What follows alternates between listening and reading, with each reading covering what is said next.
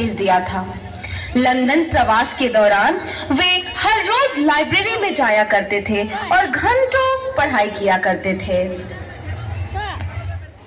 Why are you eating food in the library instead of going to the cafeteria? I'm going to cancel your membership and you will have to pay fine for this act. Please forgive me, sir. Don't cancel my membership.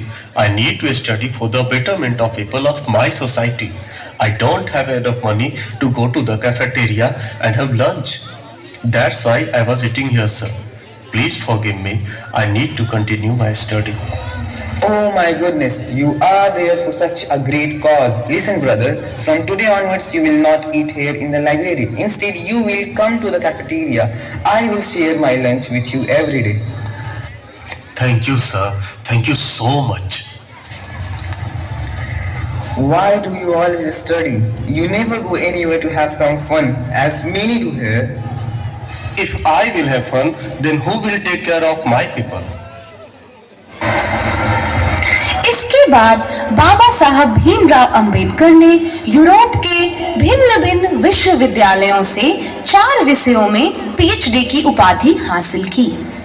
Bhimrao Ambedkar भारतीय इतिहास के ऐसे इकलौते व्यक्ति हैं जिन्होंने दलितों और वंचितों को सामाजिक अधिकार दिलाने के लिए अपना संपूर्ण जीवन समर्पित कर दिया।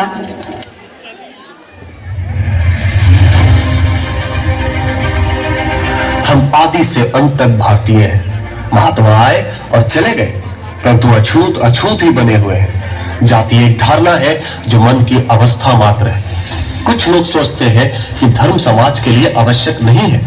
मैं यह दृष्टि नहीं रखता। मैं धर्म की नींव को समाज के जीवन और प्रभाव के लिए आवश्यक मानता हूँ। परंतु जो धर्म जन्म से एक को श्रेष्ठ और दूसरे को नीच बनाए रखे, वह धर्म नहीं गुलाम बनाए रखने का षड्यंत्र है।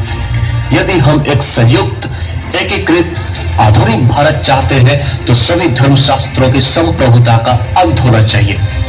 धर्म मनुष्य के लिए है, न कि मनुष्य धर्म के लिए। हमें अपने पैरों पर खड़ा होना है, अपने अधिकार के लिए लड़ना है।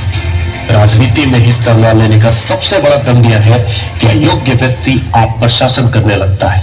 मैं राजनीति में सुख भोगने नहीं, बल्कि अपने सभी दबे कुचले भाइयों को उनके अधिकार दिलाने आया हूं। धर्म हर व्यक्ति के जीवन का आधार है। शिक्षा महिलाओं के लिए भी उतनी ही जरूरी है जितनी पुरुषों के लिए। मैं बहुत मुश्किल से इस कारवां को इस स्थिति तक लाया। यदि मेरे लोग, मेरे सेनापति इस कारवां को आगे नहीं ले जा सके तो पीछे भी मत चलने देना। बाबा साहब भीमराव अंबेडकर की जय! बाबा साहब भीमराव अंबेडकर की जय! मेरे नाम की जय जयकार करने से अच्छा है मेरे बताए हुए रास्ते पर चलें। धन्यवाद।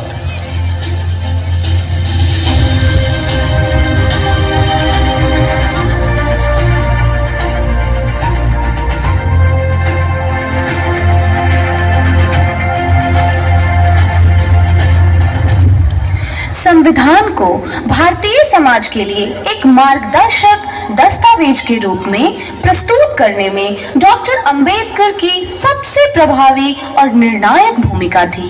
26 नवंबर 1949 को संविधान सभा ने संविधान के उस प्रारूप को स्वीकार किया जिसे भीमराव अंबेडकर की अध्यक्षता में ड्राफ्टिंग कमेटी ने तैयार किया था। इसी रूप में संविधान 26 जनवरी 1950 को लागू हुआ और